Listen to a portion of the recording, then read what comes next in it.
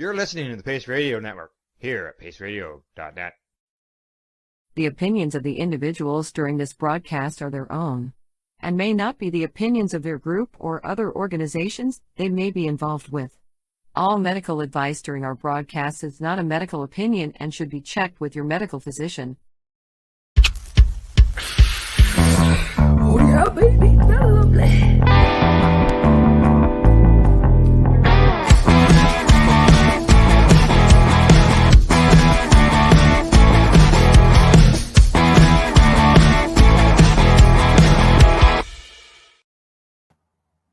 Morning, it's November the 2nd, and welcome to Psychedelics and Cannabis Educational News. We're live here at the Legacy420.com news desk at paceradio.net and cbgtv.com. Here, let me give you some light on my subject here.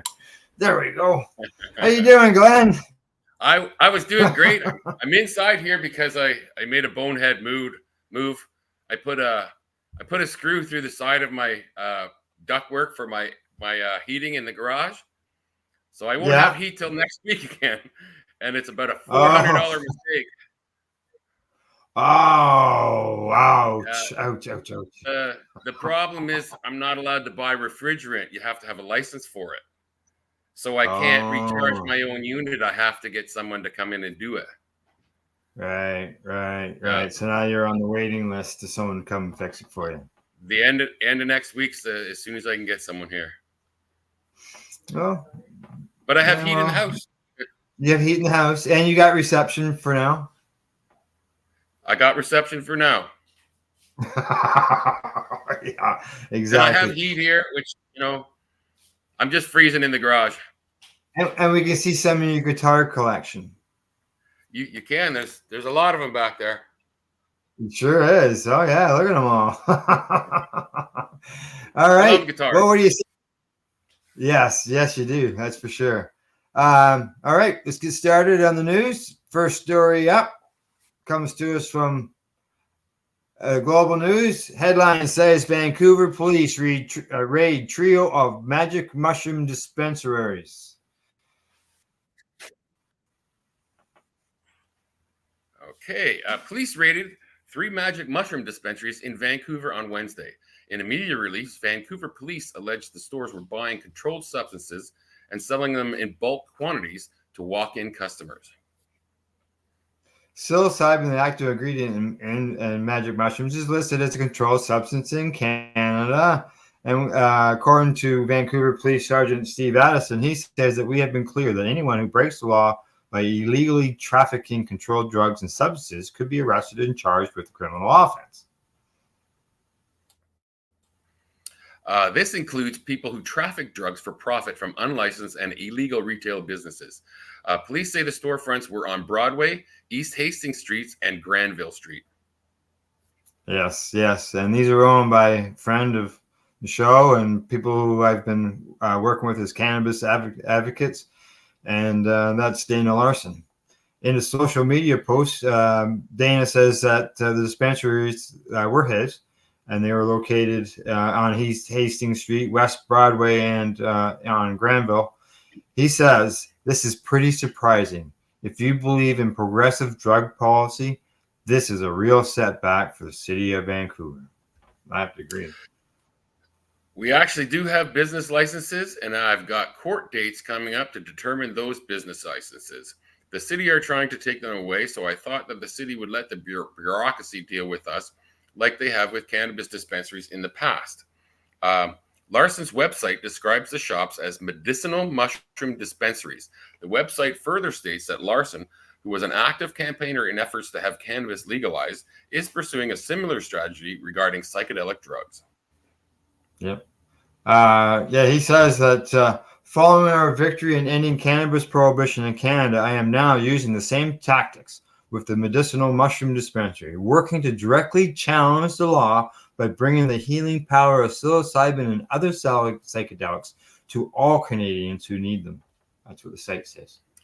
In its media release, the Vancouver Police Department acknowledged that they are exemptions in BC to the possession of some illicit drugs, but says those exemptions do not cover the sale of psilocybin and other psychedelic drugs unless the organization has an exemption from Health Canada. It said police will consider whether to recommend charges to Crown prosecutors once it wraps its investigation. So no charges yet, it says, according to this article. Yet. No charges yet. And yeah, Dana, he's been. We've had him on the show talking. I'm sure that's going to wind up. That's going to wind up being in someone else's. Sorry. Well, see, if depends on like some of the places, like cannabis places and stuff. CSU has gone in and rated them, takes the product, and evaluates like they did to Ted at the Victoria Cannabis Buyers Club. They take the product, determine the value. What's CSU for our viewers? Community Safety Unit. Okay. They go around and raid dispensaries and stuff. So then they issue a fine. They don't give any charges. So how do you can't fight the charge, right? So it's going to be interesting to see what happens here with this. But his were the only ones that were raided. I watched the video that he did yesterday, and none of the other stores were raided. Just the 3 of his places were raided. I wonder why. Yeah, there's also a conference happening right now there, the Spirit Plant Medicine Conference, something along that is the name of it. Cindy, that's why I'm here today, because Cindy's out there doing that. Yeah. Yep. So yeah, I'm sure she'll have something to say about this when she comes back. Yeah. So we'll see what obviously we're going to follow that story, and as things develop, Monday when we do the news on Monday, Kelly and I, I'll be looking for an update on that to let everybody know what's going on. So. Good. I'll be watching. All right. On to our next story. This one comes to us from StratCan. Headline on it says that cannabis companies are drowning in paperwork. Every business has its fair share of paperwork, and in all sectors, complaints about the burden of regulation and reporting are common. Within Canada's cannabis industry, however, the paperwork requirements are intense, with a significant burden on smaller cultivators and processors. Larger companies producing more standardized product are able to streamline their data entry requirements, says Kirk Tussaud, who's the CEO of Great Gardener Farms. They may have more paperwork in the aggregate, but they also have more employee resources available. At small companies like ours, 3 total employees, including the 2 owners, it's very hard to find extra time or person power to do the work, or even the knowledge to fill out the forms. Exactly. Last night during the Pace Radio show, we had Sean Poley on, and he's from a company called JanRx. And I mentioned this during the show to him about the paperwork, and he says it's just unreal. And we've been reading stories about this for months and months and months. It's government red tape everywhere. Yep. The nature of the paperwork itself can be frustrating. In many instances, the requirements aren't only time-consuming; they also seem illogical. Particularly onerous is the requirement that all inputs into the cultivation process be tracked, says Tussaud. This means that every time we add nutrients to our reservoirs, we're required to create dozens of data points. This information is absolutely unnecessary to track, which makes spending time on it frustrating. Yeah, I can see that. Perhaps due to the fact that Canada's legal cannabis industry is a relatively young sector, the government's cautious approach has resulted in many redundancies. The bureaucracy associated with these requirements can at times seem absurd. The fact that Health Canada and the CRA require almost the same information in slightly different formats is ridiculous, says Sarah Campbell from the Craft Cannabis Association of BC. You'd think they could coordinate in some way to be more efficient for all involved. And this is government. They don't make anything easy. Yes. There are also differing paperwork challenges that are dependent on the number of strains grown and the type of cultivar, with indoor and outdoor grows having unique burdens. Now, Kathy Connolly, owner of the Sea Dog Farm, micro producer in Seneschton, BC, says that if we grow one strain and one crop a year, that paperwork is quite easy. But if we grow 3 strains, it gets a bit more challenging. The harvest paperwork is a bit of a pain because they want you to weigh every leaf that comes off the field and every plant before it goes into the compost. As an indoor grower, my plants are the size of a Christmas tree. So if all this weighing is a bit ridiculous and time consuming if it's done by the book. Weigh every leaf? Yeah. What? They want to track every. I find it really funny that if they add nutrients, they have to list that. Yeah. It should be just one time. We use these nutrients with these plants, you know? Yeah. The time required to do the paperwork can be less onerous than all the weighing and recording, which are necessary administrative steps before any form is filled out. It makes sense to report on the number of plants and the weight of the flower, says Connolly. However, weighing harvested plants or raking up all the fallen leaves so I can weigh them does absolutely nothing to keep the public safe. It's just a huge waste of my time. I think most people either make these numbers up or weigh one and multiply. And I fully agree. They're not doing this. They're just making up numbers now because it's ridiculous what they have to do. Yeah. You're growing outside and your leaf falls off your plant and it starts to decompose on the ground. Like they say they have to rake them up and weigh them. Like now, do you have to chase that leaf through the forest if it blows away? Yeah. Jesus. And are they really going to know whether you missed a couple of leaves to weigh? Like no, and that's why I say this reporting of this is absolute BS. Nobody's reporting an accurate number on it. No, exactly. Now, Connolly goes on to say that processors have their fair share of headaches too. I have to count seeds and weigh plants, but my processor has to register every product at the provincial and federal levels, as well as deal with labeling and excise. Given that smaller companies have fewer resources to fill out all the paperwork, these added requirements for microprocessors can be extreme. Once you get into the world of extracts and products created from extracts, such as topicals and edibles, the way that Health Canada and the CRA track things differs hugely, and staying on top of all the requirements for reporting becomes a nightmare, says Sammy Bajadla, CEO of Lucian. Tiny microprocessors working with edibles and topicals probably have the worst burden, in my opinion. The government could fix many of these problems by reducing or streamlining requirements and eliminating redundancies. Sadly, there is no set timeline for regulatory overhaul. The current review of the Cannabis Act is part of a much larger process, unlikely to result in change in any time soon. That said, given that the legal cannabis market has made a significant dent in the illicit activities, and that the need for such rigorous reporting requirements is moot, for many now is the time to transition to a more rational approach. We should move forward treating cannabis more like, for example, wine in terms of reporting requirements, said Tuso from Great Gardener Farms. Vineyards don't have to track and report their fertilizer usage monthly. While valuable and age restricted, their product isn't treated as inherently criminogenic. Wow, that's a hell of a word. Cannabis and those in the industry continue to be stigmatized with the perspective that this substance requires significant control and reporting burdens. It does not. It would seem inevitable that the paperwork requirements will change at some point. For many observers, a rational approach to the sheer inefficiency and nonsensical nature of today's regime could result in some easy fixes. Yeah. The fellow from Sodercraft, he goes on to say that first off, the CRA and Health Canada should completely harmonize the requirements. Secondly, the actual amount of data being tracked can be greatly reduced. To share just one example, needing to keep records of all of your prunings that have been destroyed is such a waste of time. Who cares about leaves that have no value? Nobody benefits from tracking something like that. True. And obviously we agree.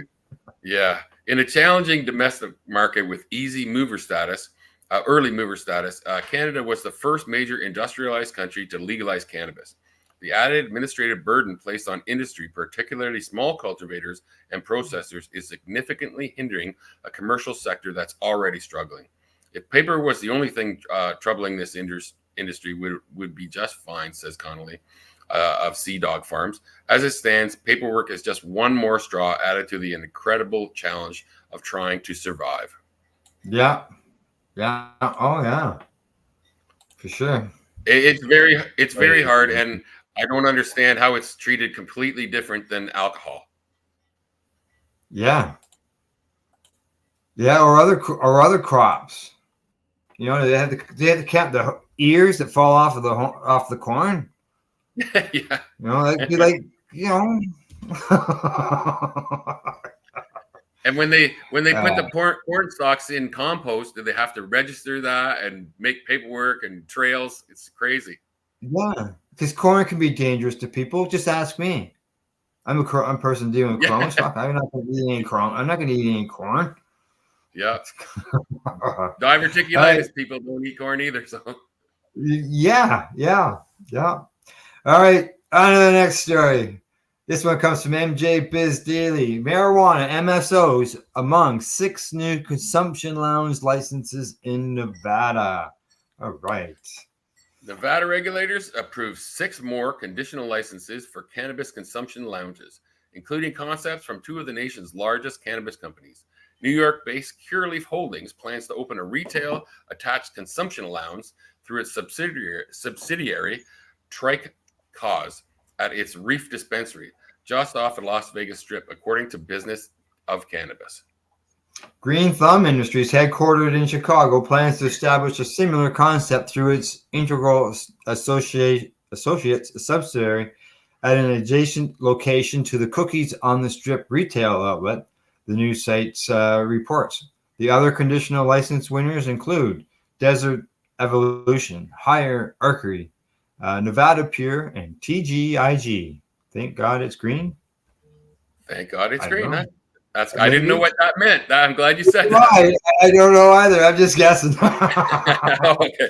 The state's Cannabis Compliance Board has now approved 15 consumption lounges in Nevada, the agency confirmed to MJ Biz Daily. The CCB in June granted the first 3 conditional licenses for such venues and approved loosening air ventilation standards for cannabis consumption lounges, theoretically making it cheaper and easier for lounges to open their doors in one of the nation's largest tourist markets. TGIG. Thank God it's ganja. Oh, there you go. Yeah. Then in August, the regulator approved 3 applications, including 2 concepts in the Las Vegas market. Nearly 40 million people visited Las Vegas last year. And on Wednesday, Planet 13 Holdings, a Las Vegas-based MSO, released renderings and details of its 3,000 square foot consumption, food, and entertainment space.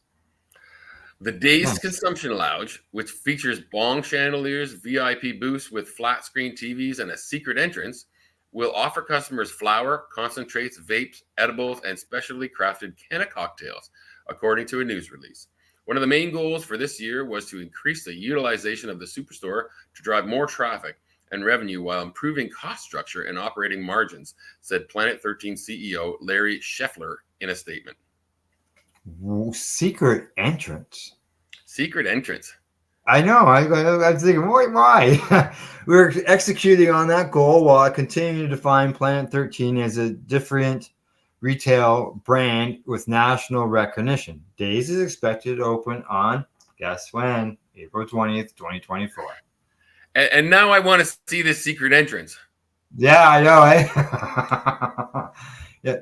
Some lounge operators hope to open their doors this summer, but timelines were derailed amid administration setbacks, funding concerns, and challenging regulations.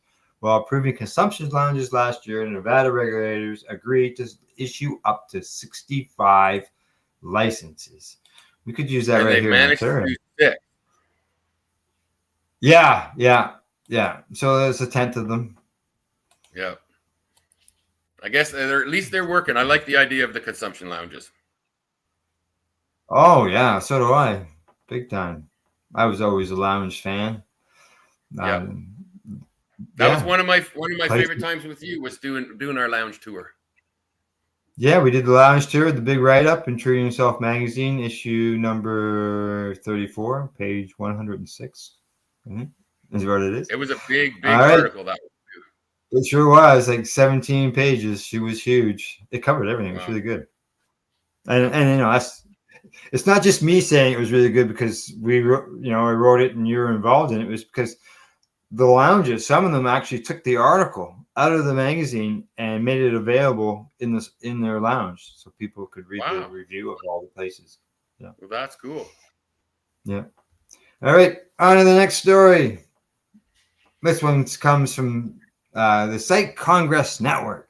Psychedelics show potential to improve substance use disorder treatment outcomes.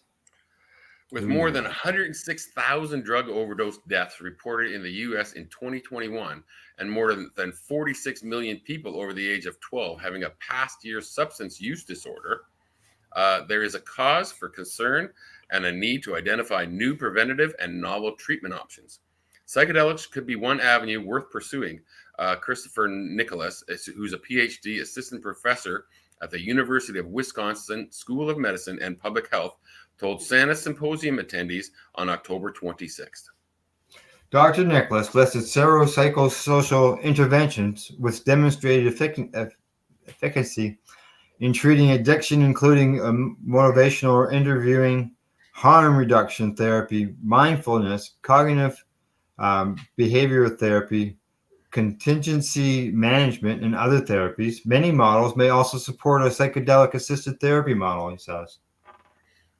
Addiction and trauma go hand in hand and are often co-occurring. Mm-hmm. Clinicians must have a lens towards safety and trust, support systems putting a premium on patient autonomy, and sensitivity related to cultural and historical issues, Dr. Nicholas said.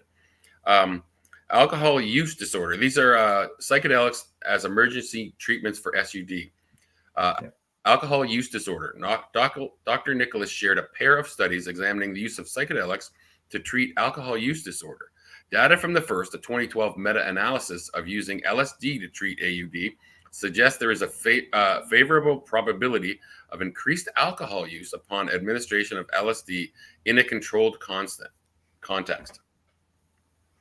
More recently, a New York University study published in 2022 examined the efficacy of psilocybin as a treatment for adults with moderate to severe AUD. In this study, patients were given either 2 doses of psilocybin or placebo, along with 12 sessions of motivational enhancement and cognitive behavior therapy. After 32 weeks, the number of heavy drinking days was substantially lower among the psilocybin patient population, although both groups saw a decrease. Wow. To that end, Dr. Nicholas noted several active or upcoming AUD studies, including the following: multi-center, double-blind, randomized, active placebo-controlled study 2 of LSD, psilocybin treatment for major depressive disorder with co-occurring AUD, psilocybin-assisted psychotherapy in adults with AUD, and randomized double-blind placebo-controlled study of the effects of serotonin 2A and 1A receptor stimulation by psilocybin on alcohol-addicted patients. Now, with tobacco use disorders, that would just be everyday smokers. In 2014, open-label trial of psilocybin for tobacco use disorders shared by Dr. Nicholas, individuals with multiple prior quit attempts were provided with 12 sessions of CBT and up to 3 doses of psilocybin. Patients' first day of psilocybin dosing also marked their tobacco quit day. The study found a strong correlation between the quality of patients' experience and change in their cravings. The greater the degree of self-reported mystical experiences, the greater the decrease in craving for tobacco, according to Nicholas. Yeah. Interesting. I never ever thought of it for tobacco use. That's pretty incredible. Yeah. Are you still reading, or is it my turn now? No, go ahead. In the story. Go ahead. Dr. noted 2 other tobacco use disorder studies in progress, the first of which data has been collected but not yet published, compares the efficacy of a single dose of psilocybin versus a nicotine patch, with both patient groups also receiving adjunct CBT. The second study, an upcoming multi-site randomized control trial, will analyze the efficacy of 2 psilocybin sessions administered 1 week apart, along with adjunctive CBT. Yeah, I'm interested in that against the patch, against the nicotine patch. Yeah, it's really interesting. Now, opioid use disorder, ibogaine has been specifically applied to opioid use because of its ability to help mitigate withdrawal symptoms in OUD patients. In one open-label study of 27 individuals who sought 14-day inpatient detox and treatment for opioid and cocaine dependence, individuals were randomized to receive 1 dose of ibogaine at 500, 600, and 800 milligrams in a controlled supportive setting. Rapid, long-lasting changes in mood were observed with individuals in a moderate depression range prior to ibogaine falling below the depression diagnosis threshold following treatment. Heroin cravings and association between heroin use and positive outcomes were also reduced. Wow. Dr. Nicholas is part of a group They've been saying this about ibogaine for years. Yeah, I don't know a lot about ibogaine. Dr. Nicholas is also I heard about one. I'm sorry, Al, go ahead. Yeah, no, you go ahead. I'll be quiet. Okay. Dr. Nicholas is also a part of a group of University of Wisconsin researchers currently looking at the use of psilocybin with adjunctive buprenorphine or OUD. Other upcoming studies in the use of psilocybin to treat OUD include the following: an analysis of psilocybin-assisted psychotherapy for tapering opioid medication, inpatient buprenorphine induction with psilocybin for OUD, and psilocybin for OUD in patients with methadone maintenance with ongoing opioid use. Yeah. Now, with stimulant use disorder, particularly involving methamphetamine on the rise, Dr. Nicholas and colleagues are running an open-label safety feasibility study of psilocybin for methamphetamines use disorder. The researchers are hoping to have data collected within the next 18 months. Other current research includes a study looking at psilocybin-enhanced psychotherapy for methamphetamine use disorder and a pilot study of psilocybin-facilitated treatment for methamphetamine use disorder. How come they didn't say MUD? Yeah, weird. But I like that.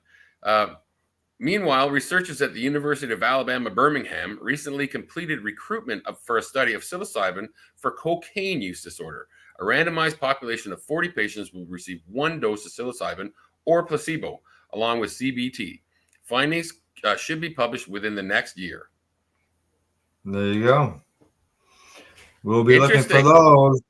Yes. I have never heard any thing for cigarette use disorder. I've never heard of that before. I didn't know they were even studying it like that. Well, just even calling it cigarette or tobacco use disorder. Yeah, I never heard that either. No, you're a smoker or you're not. That was all it ever was. Correct. Yeah, right. Exactly. Okay, well, I see it's the bottom of the hour, so we'll go to break and we'll come back with 5 stories afterwards. So it's medication time. Glenn and I'll be right back after a joint session. You're watching Psychedelics and Cannabis Educational News here at paceradio.net and cbgtv.com. Now I got to find the commercial. There we go. You're listening to the Pace Radio Network here at paceradio.net. Cannabis edibles are an effective way to manage pain and other ailments, especially when you deal with your trusted partner, Legacy 420, in Tyendinaga Mohawk territory. You see, we lab test every product on site to ensure proper dosage every time, which is critical when consuming cannabis edibles. All Legacy 420 edibles are made by our classically trained baker and chocolatier, and we also have super tasty vegan options. Our baker has been in the industry for 25 years. She's also a chocolatier. Everything from savory to sweet, your chocolate bars, brownies, butter tarts, you name it, we make it. Talk to our knowledgeable Cannatex about our incredible variety available. Give your trusted partners a call. Legacy 420 out on your road.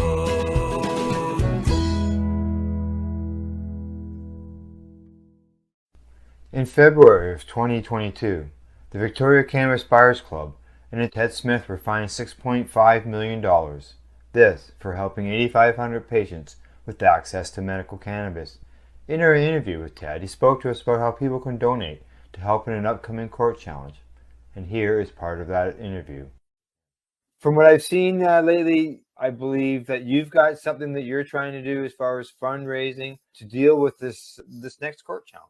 For now, people can write checks directly to Jack Lloyd Law Corporation or send e-transfers to save the VCBC at gmail.com. I guess those are the two easiest ways for people to help right now. PACE Radio is the People Advocating Cannabis Education Radio Network. Limestone City Hydroponics is Kingston, Ontario's hydroponics shop.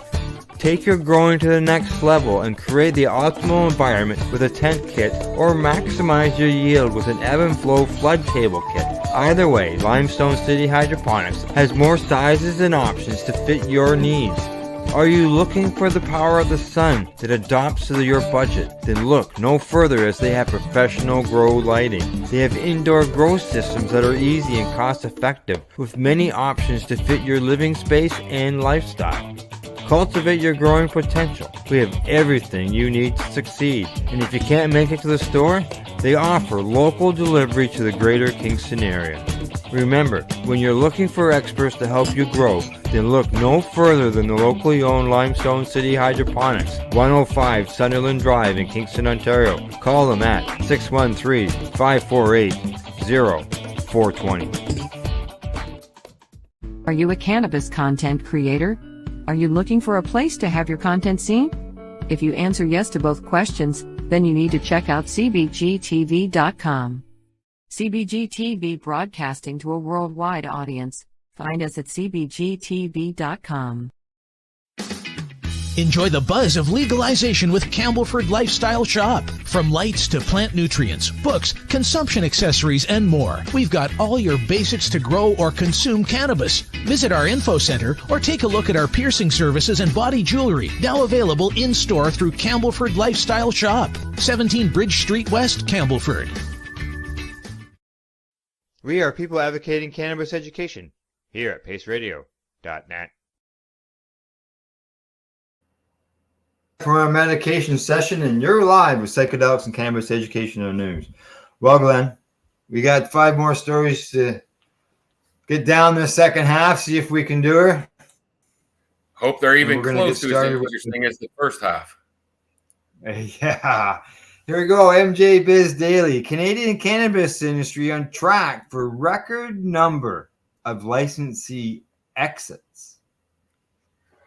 The Canadian cannabis industry is on pace to see a record number of federal licenses revoked this fiscal year, largely at the request of the companies themselves, according to new data from Health Canada. A federal agency revoked 42 licenses during the first 6 months of the current fiscal year, April through September, including putting the industry on pace to surpass the 74 that were revoked in 2022-23 fiscal year. In 2021-22, 50 licenses were revoked, more than double the previous year's 22. Only 3 cannabis businesses licenses were revoked in 2019-2020, the first full fiscal year of adult use legalization. The revocations are partly the outcome of a hotly competitive, oversaturated recreational industry, still in search of equilibrium, and struggling medical cannabis-focused companies, industry sources say. While most of this year's revocations are at the request of the respective businesses, a small number were revoked in previous years because of regulatory non-compliance. In 2020, for instance, Canada revoked the business license held by Alberta Green Biotech. Businesses are also allowing an increasing number of federal cannabis licenses to expire. And only 3 quarters through 2023, 14 such permits already have expired. Wow. And there's a nice graph there. It's worth noting that most of the licenses that were revoked at the request of the license holder, a Health Canada spokesperson told MJ Biz Daily via email. The spokesperson added that the data includes the number of licenses revoked, but not necessarily the number of license holders exiting the market. Such a license holder can have more than one license. One or more of these licenses could expire or be revoked, and that license holder could still operate under remaining licenses and be active in the market, according to Health Canada. Several large flagship cultivation facilities have been shuttered over the past few years as businesses look to shed costly production capacity, while the industry continues to work through a large oversupply of low to mid-level cannabis. Canadian Licensed Producers, SNDL, recently closed its cannabis cultivation facility in Olds, Alberta. The facility, valued at 102.5 million Canadian dollars, had 3 licenses attached to it. The permits covered medical sales and cultivation slated for the recreational market. Canopy Growth also shut down and sold its flagship cultivation facility in Smith Falls earlier this year. That facility also had permits for medical use and general cultivation. For its part, Canopy is still thought to be one of the largest sellers of medical cannabis in Canada, with medical sales at $14 million from April to June. Some industry sources say the record number of license exits also reflects a declining number of medical patients buying cannabis through medical channels. That in turn is creating major obstacles for entrepreneurs in that subsector of the cannabis industry. When Canada legalized recreational cannabis in 2018, there were 345,520 active medical client registrations. By 2023, that number had declined to 212, a 38% dropped. I think And that's I know patients. I know personally know patients that just said, "Forget it. I'm not even going to bother anymore." They're just going to scroll. I'm assuming that's all of these people that dropped out as license holders are all still using cannabis. They're just buying it themselves without a license because they don't need it. Yeah, or the 4 plants is enough. Grow 4 large plants outside and be done with it. Yep. The same trend also present in medical sales. The calendar 2019 sales for Canadian medical cannabis totaled $603 million, according to Stats Canada. But from mid-2022 to mid-2023, the most recent 4 consecutive quarters of data, sales have fallen to $381 million, marking a 37% decline. Aaron Prozac, president and co-founder of Santé Cannabis Medical Dispensary in Quebec, said that some smaller companies went after a medical sales license in the hopes of avoiding the challenges facing the recreational market. And many companies think medical sales are an easy route to more revenue, but very few actually start selling at all, she said in a phone interview. Prosk believes there's been an increase in medical cannabis use after accounting for consumers who are buying cannabis for medical purposes in the recreational market. And she's right. She is. So the survey, the government survey shows that anywhere between 45 and 50% of the people who go into the store do so for medical purposes. I'm of the belief that anybody who uses cannabis they use it for medical purposes, because if it relaxes you, it helps you medically. That's right. Since 2018, well over 3,500 recreational stores opened across Canada, and adult use prices fell faster than those for medical cannabis. And by the way, we only have one medical cannabis store after 21 years here in Canada. The medical numbers we also see our purchases from medical sales license holders, Prozac says. So what we really see is a huge migration of patients who are assessing cannabis for medical purposes, but are choosing the recreational route. Yep. I think we'd be telling a different story if at the same time as recreational retail stores were introduced, pharmacy access was introduced at the same time. Yeah. True. Yeah, and they didn't. Yeah, they didn't do that. and they would.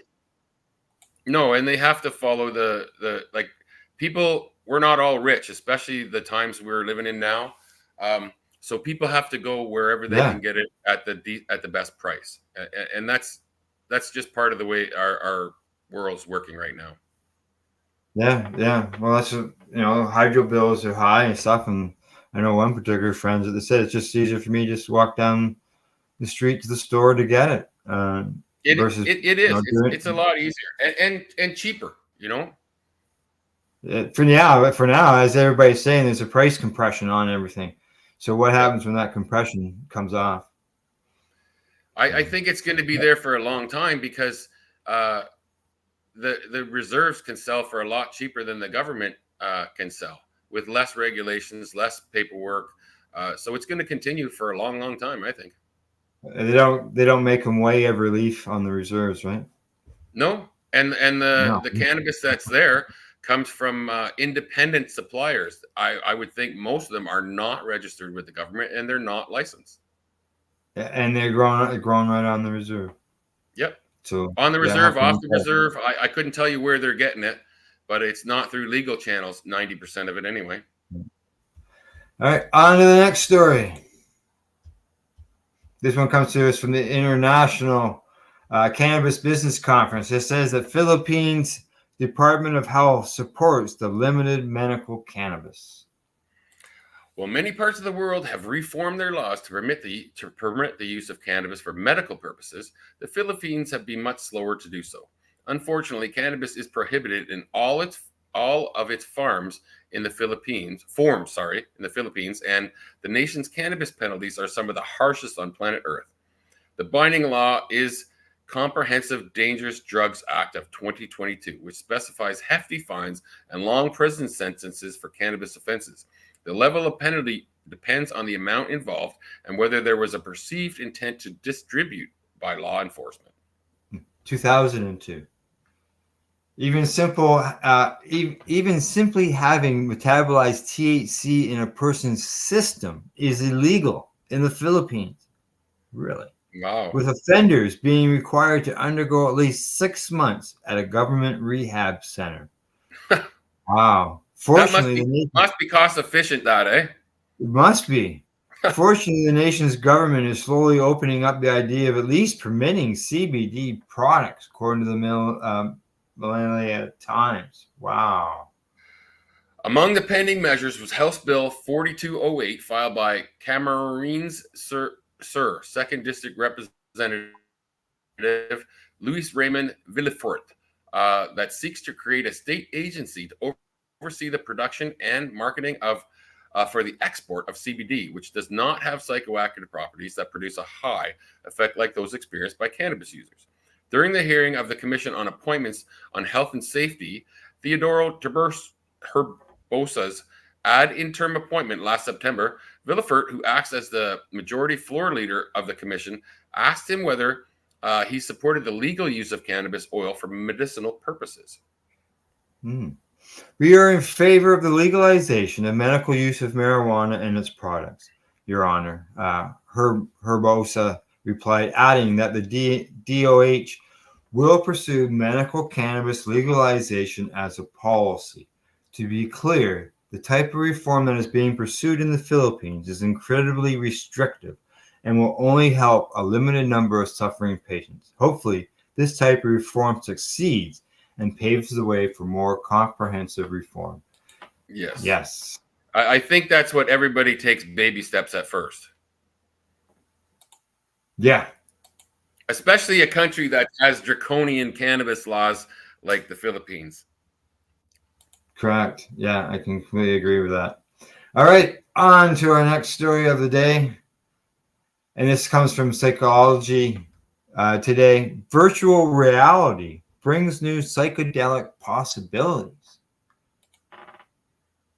Psychedelic therapy combined with virtual reality shows promising results.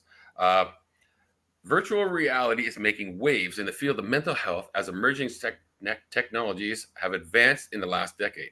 Of particular interest to researchers this year is the potential role of VR in psychedelic experiences, both as a possible non-drug alternative as well as a companion to psychedelic therapy. In recent research describes an innovative form of interactive group VR experiences. NSD, with the ability to produce comparable effects to those of psychedelics such as LSD and psilocybin mushrooms. This new development has piqued the interest of researchers who are also curious about its compatibility with psychedelic therapy, as well as its ability to perhaps prevent a bad trip. The primary potentially adverse effect of taking a psychedelic substance. Inspired by a near-death experience resulting from falling over 30 meters on a mountain hike, David Golacki, a scientist, digital artist, and founder of the Intangible Realities Laboratory, developed Isness D to create his life-altering experience. He specializes in scientific stimulation as well as visualization, and is recognized in his work for immense applications with interactive virtual or multi-person VR. Recent research has demonstrated that group VR experiences produce effects similar to psychedelics, such as common subjective feelings of ego dissolution, also referred to as ego death, transcendence, or self-actualization, experiencing a epiphany and feelings of connectedness with the universe, as many often report after psychedelics, was also achieved through interactive group VR. But the research is still in the early stages, and we don't know a lot about whether VR formats like SSD alone or a combined experience with psychedelic therapy can activate the same brain mechanisms as psychedelics do. As psychedelic research continues to document the ability to reduce symptoms of PTSD, depression, anxiety, addiction, eating disorders, tobacco, and so on, the brain mechanisms that facilitate these changes are only partially understood. The emerging understanding of how psychedelics work in the brain largely points to the ability to enhance neuroplasticity, referring to brain malleability, as well as increasing brain entropy, one's mental repertoire and information processing capacity. According to psychologist Jeff Tarrant, Chief Science Officer for Helium, a VR program that combines meditation and neurofeedback, increases entropy, is achievable through virtual reality experiences. This was particularly the case for those he observed in his study using VR in a meditation context. As his Neuro Meditation Institute in Oregon, Tarrant offers psychedelic therapy along with other neurofeedback and VR enhanced services. Tarrant doesn't face psychedelics, but he likes the idea of alternative approaches. He explains that a particular junction in the brain called the superior parietal lobe is responsible for creating a boundary between the self and other. In this area of the brain shuts off as a result of the industry of electrical stimulation, people become more emphatic, spiritually oriented, and have transcendental experiences similar to the ego dissolution effect of psychedelics, Tarrant pointed out. That's what may be happening with the SSD program, is that you are actually downshifting the normal functioning of their part of the brain. Tarrant notes the research is novel, so it may be premature to start combining ISNES-D with psychedelic therapy, although some research has suggested that VR could prove useful to optimize psychedelic sessions. More research is needed.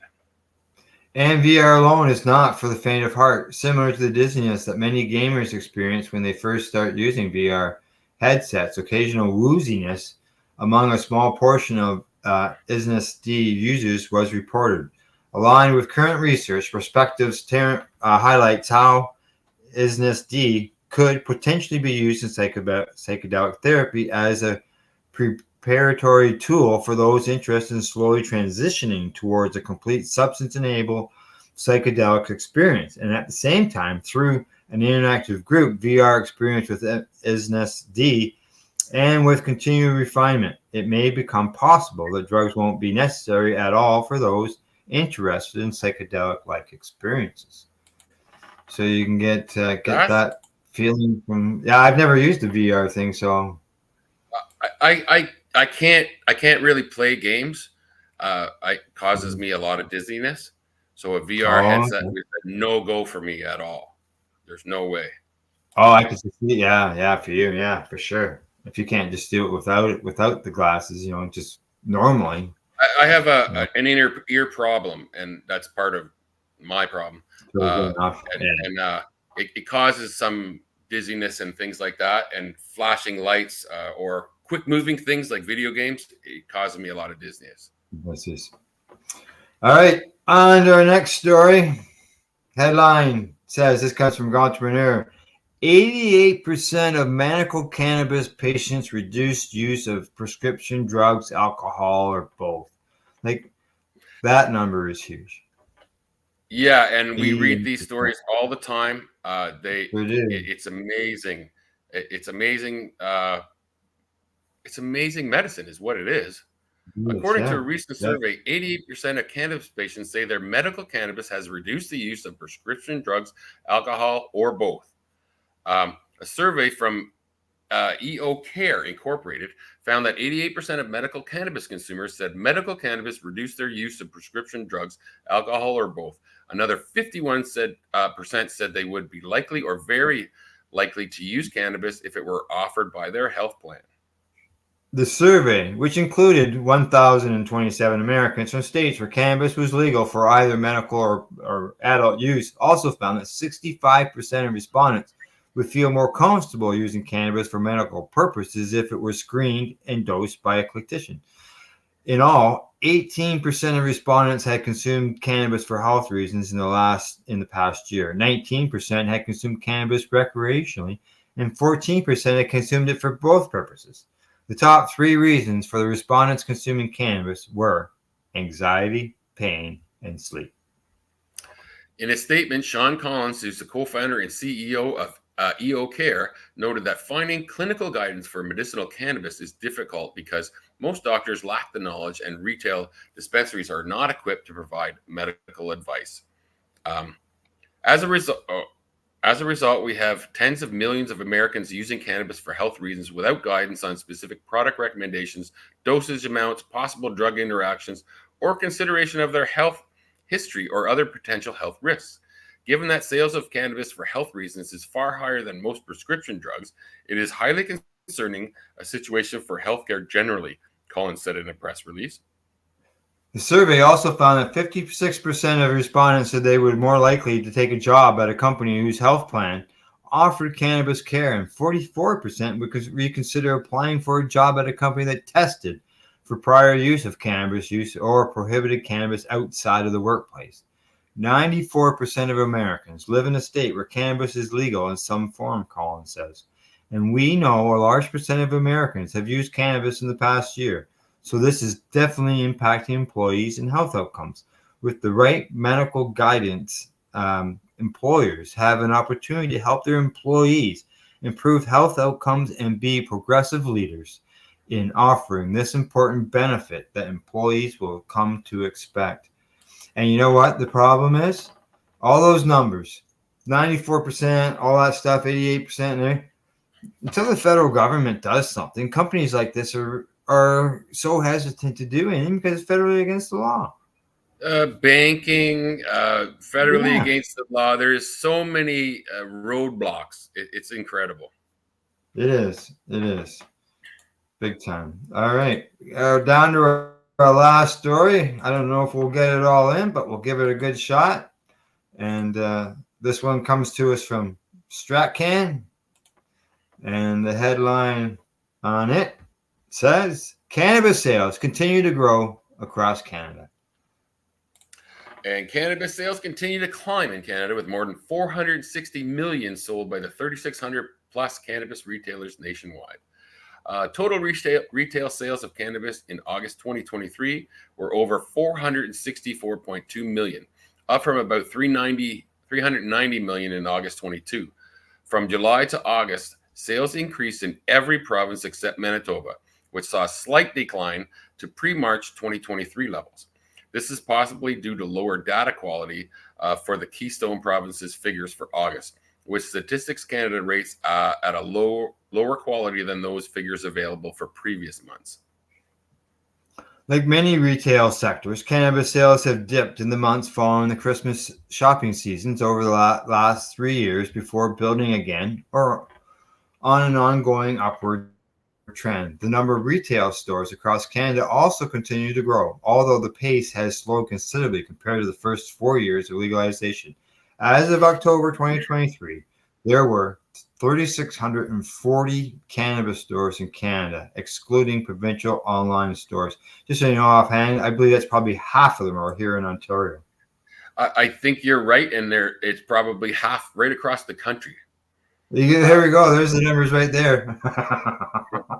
British Columbia has 508 public and private stores, either opening or coming soon. Alberta has 728, Saskatchewan 176, Manitoba 192, Ontario 1,765. Yeah. I wonder where we're overserved. 98. New Brunswick has 25. Can you believe that? 25 stores for the whole 25 stores. We got 6 private stores and 6 farm gate stores. Yeah, and we have literally hundreds of stores that are not authorized that won't be on this list. Yeah. Nova Scotia 49. PEI has 4. Newfoundland and Labrador have 1. Northwest Territories has 6 mortar and 1 private online, and Nunavut has 1. Wow. There you go. Yeah. Yeah. Half the stores are basically in Ontario. There is no stores here, government ones, that I visit on a regular basis at all. You cannot see, you cannot smell the product. I don't even know what I'm buying. I'm buying a bag that's you can't see through. You can eat. Yeah. It's ridiculous. I can't purchase like that. You know, you want to see it, see what it looks like. I want to smell it. Nothing like opening it up and finding it. It's been stepped on or something. You know. Yeah, and I'm not saying they're selling bad stuff. I have no idea, and I'm probably not going to know. You know, unless someone hands me a bud and says, "This is what I bought," I'll know what it is. But how do I know the next bag of that is the same? Yeah. Without smelling it, without seeing it. You don't usually you wouldn't buy a house without seeing it. Most people wouldn't. You know, whether you see it virtually or you see it in person, you're still seeing it. But yeah. All right, we got to go. It's that time. Yeah. That's our news report for November the 2nd from the Legacy420.com news desk, and for our buds at the Campbellford Lifestyle Shop, Legacy420.com, and the Limestone City Hydroponics. In closing, we'd like to say thanks for watching or listening. Plus, don't forget to educate, medicate, and do not incarcerate. You're listening to the Pace Radio Network here at paceradio.net. The opinions of the individuals during this broadcast are their own, and may not be the opinions of their group or other organizations they may be involved with. All medical advice during our broadcast is not a medical opinion and should be checked with your medical physician. When you have a pain that's reached its peak, Legacy for 20, it's so unique. If organic cannabis is what you seek, here's your trusted partner 7 days a week. Suppository salves, vapes and drops, topicals, edibles, infused pop. Just when life seems like it ain't easy, at Legacy 420, enjoy a pop freezy. Lab tested products, make them the GOAT. Legacy 420 out on your road. Legacy 420 in Tyendinaga Mohawk Territory. Indigenous organic cannabis at its finest. Enjoy the buzz of legalization with Campbellford Lifestyle Shop. From lights to plant nutrients, books, consumption accessories, and more, we've got all your basics to grow or consume cannabis. Visit our info center or take a look at our piercing services and body jewelry, now available in-store through Campbellford Lifestyle Shop, 17 Bridge Street West, Campbellford. Limestone City Hydroponics is Kingston, Ontario's hydroponics shop. Take your growing to the next level and create the optimal environment with a tent kit, or maximize your yield with an ebb and flow flood table kit. Either way, Limestone City Hydroponics has more sizes and options to fit your needs. Are you looking for the power of the sun that adapts to your budget? Then look no further, as they have professional grow lighting. They have indoor grow systems that are easy and cost effective, with many options to fit your living space and lifestyle. Cultivate your growing potential. We have everything you need to succeed. And if you can't make it to the store, They offer local delivery to the greater Kingston area. Remember, when you're looking for experts to help you grow, then look no further than the locally owned Limestone City Hydroponics, 105 Sunderland Drive in Kingston, Ontario. Call them at 613-548-0420. We are people advocating cannabis education here at paceradio.net.